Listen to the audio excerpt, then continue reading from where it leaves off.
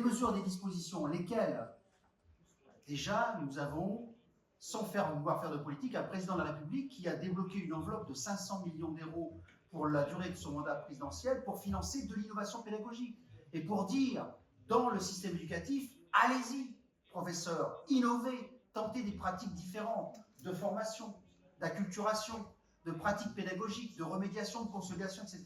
Donc il y a un contexte, et sur ce contexte-là et ces enjeux-là, on y met des moyens. Autre élément de contexte, on revalorise et on repense le métier de professeur. On réécrit le référentiel de compétences des professeurs. On le repense autrement. Et faire d'un professeur non pas seulement celui qui dispense, mais celui qui est dans l'ingénierie de formation et qui considère son métier non pas simplement comme un métier venant prescrire et dispenser des enseignements, mais qui réfléchit à toute l'ingénierisation, à toute l'ingénierie de formation qu'il faut mettre en place pour dispenser ces enseignements-là. Donc on réécrit le métier de professeur, on revalorise le métier de professeur. À cette rentrée-là, les professeurs ont été augmentés. Et puis, on se pose la question de la formation continue des acteurs, des professeurs. On se dit, mais ce système éducatif-là de formation, peut-être qu'il peut s'organiser autrement.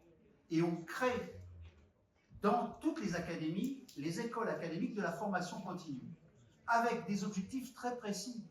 C'est-à-dire que former un professeur, ça n'est pas mettre en place un catalogue de formation et des actions ponctuelles de formation. C'est mettre en place quelque chose qui va lui donner le temps de monter en compétences. C'est créer des parcours de formation et non pas des actions de formation.